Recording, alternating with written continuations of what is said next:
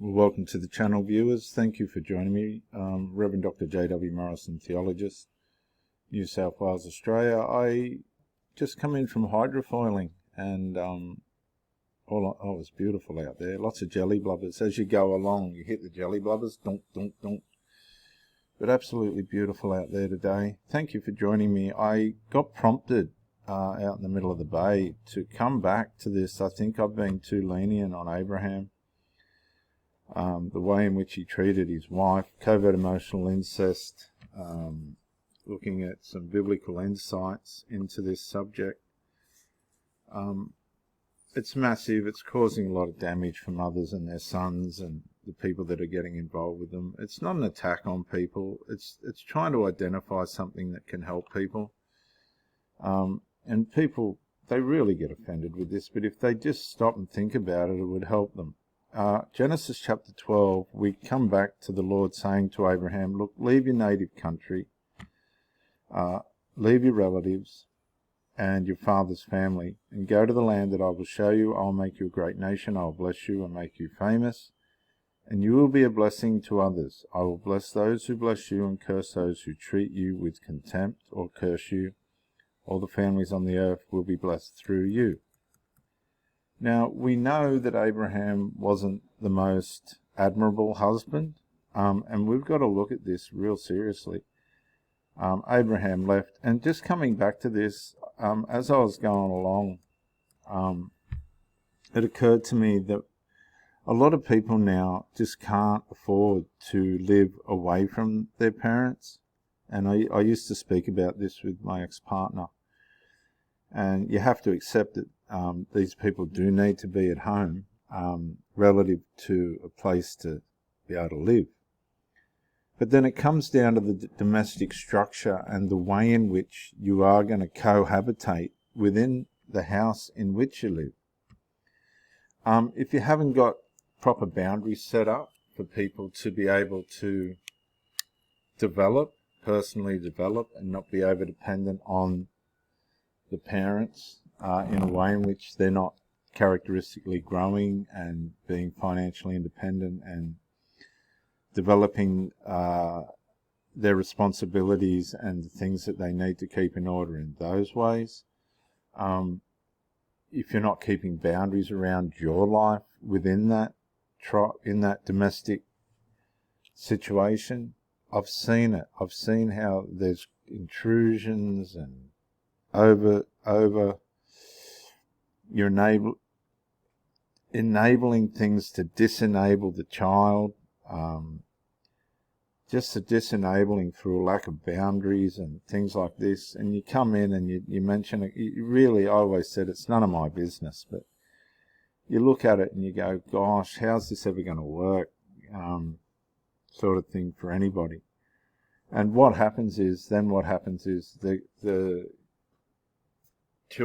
adult children are crossing over into the mother's business, and the mother's trying to keep them happy, and they're pulling on her financially, and it's a form of adultery. That's what an immorality. That's what covert emotional incest is. That's what it is by nature. It's a form of pulling the person away from where they need to be, in their life. It's tagging on something to their life that they shouldn't have. It's enabling people that can't get their life right to keep your life not right. It's an intrusion into the space of the person that's allowing it. It's an intrusion into the space of the parent and the child who are allowing it. It's it's addictive.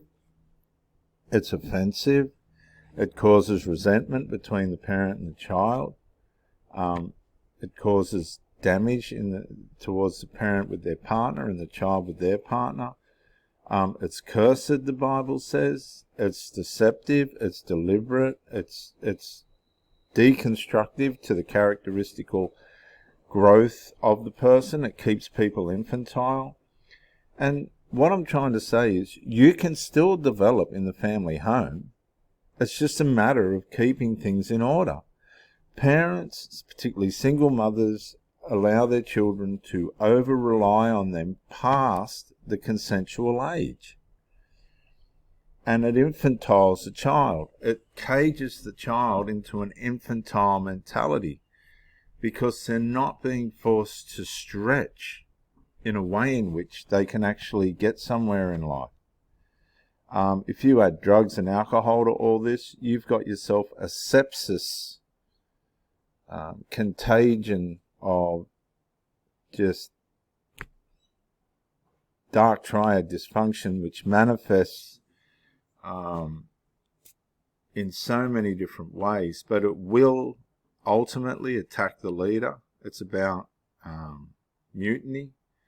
The leader will be attacked, and the leader, which is the parent, single mother, will be forced to submit to the rebellion and hierarchy of the adult children.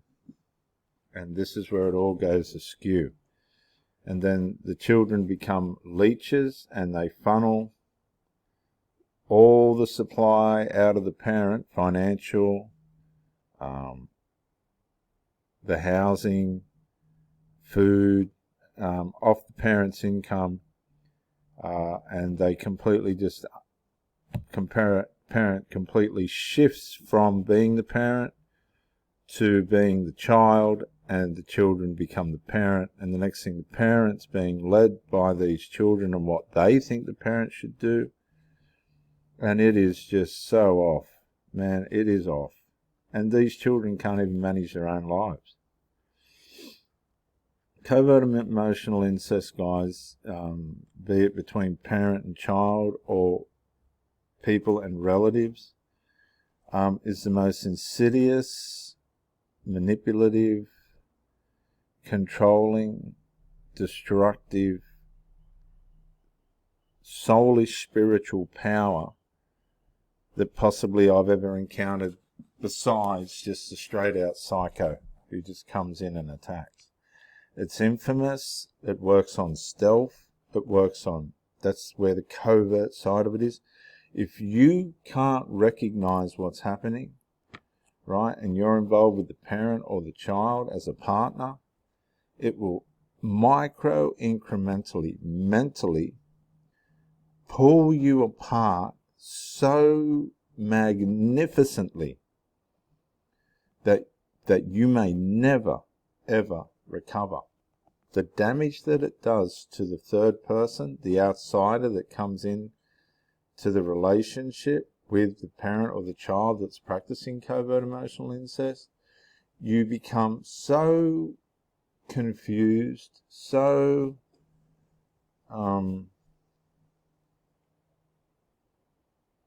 unsure about what's going on if you don't recognize it, that it just siphons the cognitive dissonance out of you. It siphons the heart of who you are out of you so well, so precisely, that you're left standing there wondering once you it could be 6 months, it could be, some people, 20 years, that your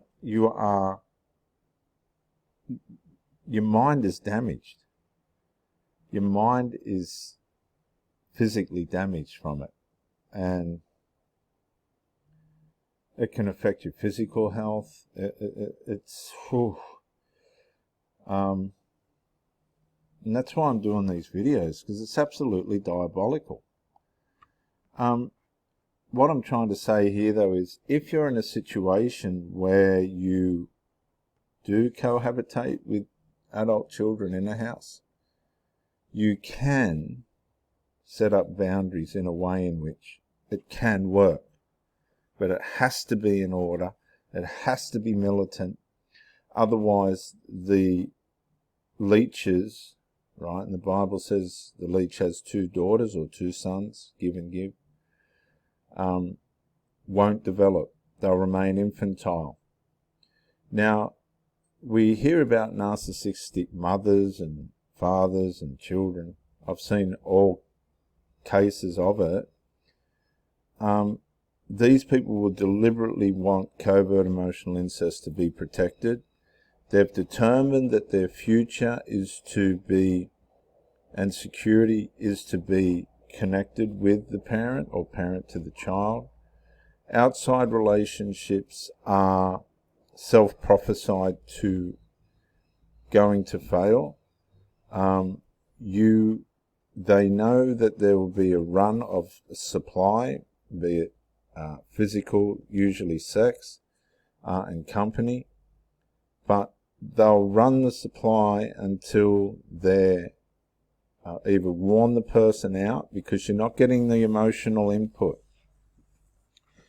In my last relationship, I decided to mirror, right, and this is quite narcissistic actually, because mirroring is narcissistic in the form of trying to manipulate the person that you're with, but I wasn't trying to do that. I decided to mirror the way in which I was being approached, the way in which she was managing the relationship. I decided that I would do that back. You know what ended it up? No texts, no phone calls, the smallest amount of communication that there was, and just sex and some company. There was no communication that really led to anywhere constructive for the relationship.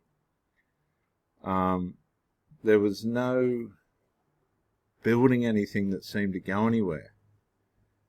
And there were other things that were happening that I don't think are fair to say, but I will say that alcohol, medications, weed and all these other things are a form of immorality and adultery in themselves, because they take away a major part of that person in regards to their dedication to the consumption of those things and the damage that it does to them.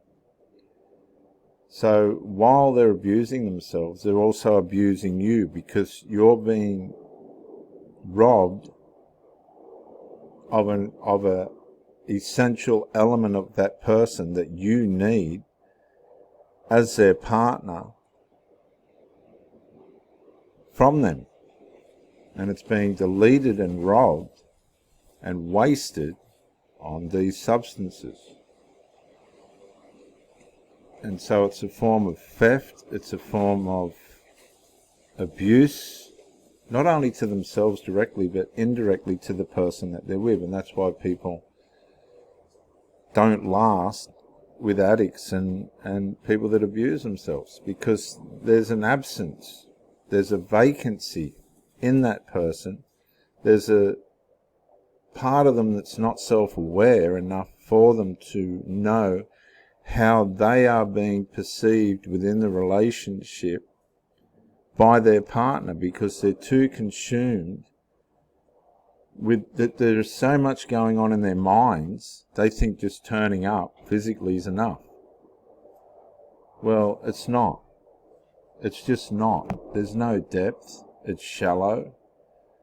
And for them, the relationship is being centered around the drug or the alcohol.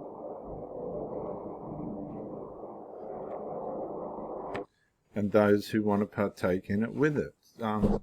Again, if you don't live in that house, you don't know what's going on while you're not there. And that's how it is. Let's just call a spade a spade. If you're going to have a relationship, you want to turn up the best version of yourself, or in a way, you're kidding yourself. So, whilst Abraham did geographically leave his native land, and the relatives that were in that land, and his father's family, to go to the land that he was to be shown, in some instances, this just ain't going to happen for some people, because they're too dependent on their mother or their father, or whatever the case is. and it's an easy trap to fall into.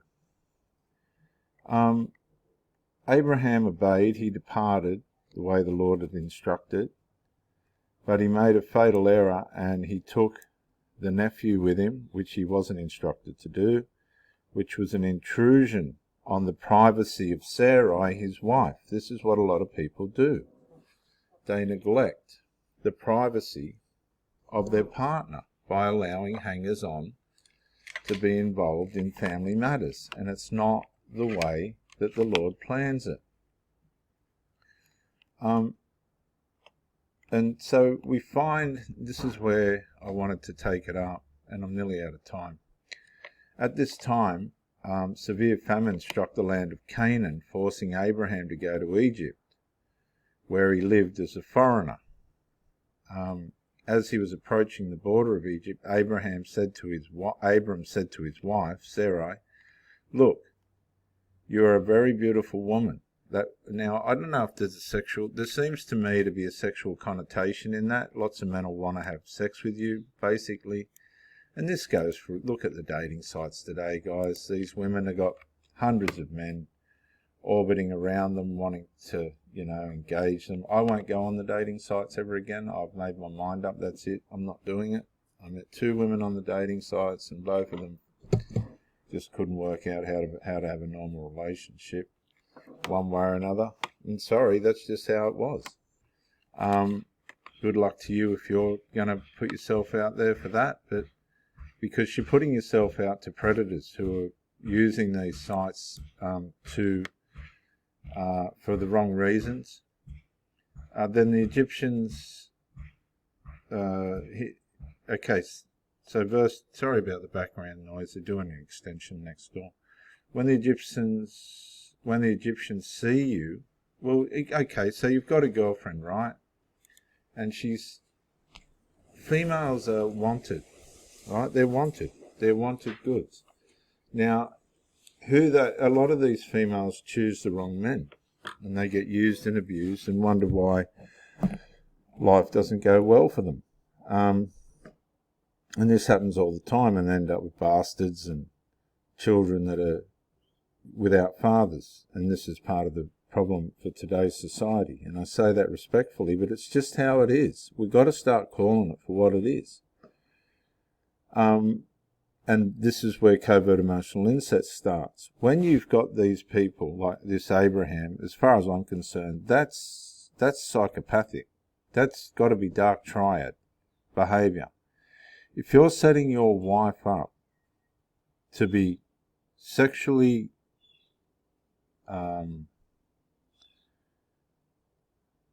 handed over to other men, that is dark triad stuff, man. You don't want that. That is so contrary to the way in which we're supposed to live, and it happens.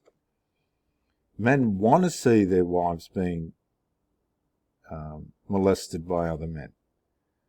Men want to. These types of men are out there. They want to watch their wife having sex with other men. There's an element of that here with Abram, because he's presupposed that these men will want to take his wife for sex. Now, that is so contrary to the way in which we should live. And he was so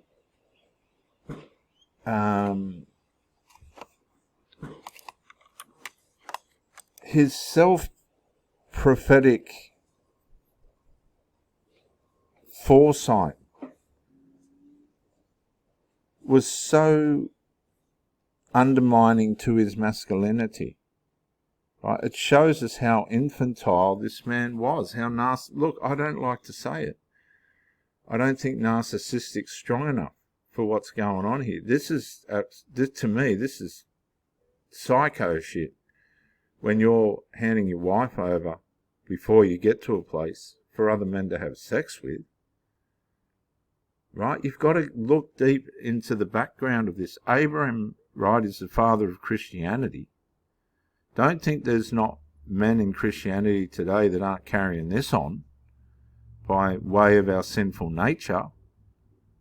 Oh, now we're getting deep, aren't we? Now we're starting to get into stuff that, you know, us theologists and things just shouldn't expose. But Abraham was a damn psycho. Abraham was a weak, he demasculinized himself, and he disgraced himself and abused his wife. Just by the thought of what he's saying, right? He's setting her up to be handed over to other men. Okay, so look, you are when the Egyptians see you, they will say, this is his wife, let's kill him. That's presumptuous, viewers, right? And that's cowardly. That's cowardly, and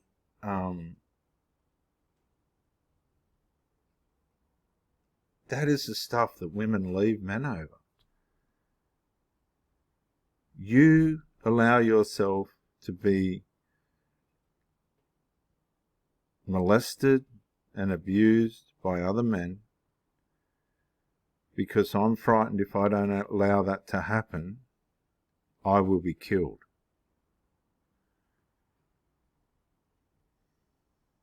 Viewers, I'm going to have to finish the video because I don't like them being more than 20 minutes. Come back with me to the next one.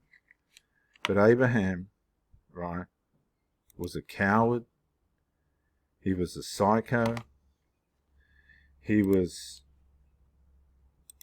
selfish. He was dark triad, characteristically driven. You say, how? Well, he's handing his wife over, right, for the benefit of an imagination that he might be killed. Come on, guys, let's get real now. A lot of men psych themselves out of their relationships, and the women stand there and go, why did all that happen? It's because the man had a wrong perception of something that wasn't a reality, and the woman pays for it. Guys, there's a lot we've got to learn about infantility. Abraham here is still he's got no perception about earning respect, gaining approval, and in this lack of understanding, in this self-centeredness and still in the mother's womb type thing, where's my mum, I've got to sort, he hands his wife over to other men. That is not rational. That is not what you should do to your helpmeet, which God's given you. And this shows us that Abraham had some emotional dark triad micro-incremental characteristics going on that were going to cost his wife. These narcs are running around today, and women are on the end of it, but in a different level. They may not be getting handed over to other men. Some women like being handed over to other men. But for the ones that are being treated this way, neglected and abused this way that shouldn't be, right?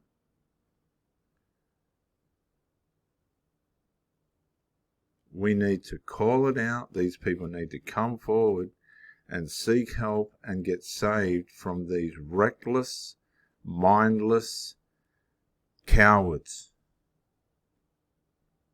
And I dare say Abram is the son of a narcissistic mother, because she would not treat a woman this way if you had any clue about the way a man would behave in a marriage. And in lesser ways, this abuse, this covert abuse, is taking place in marriages where women are being abused and neglected by men that are cowards and weak and infantile,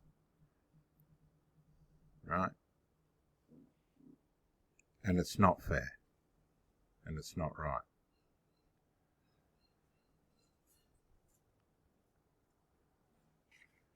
This is Rev Dr. J.W. Morrison, theologist. Bye.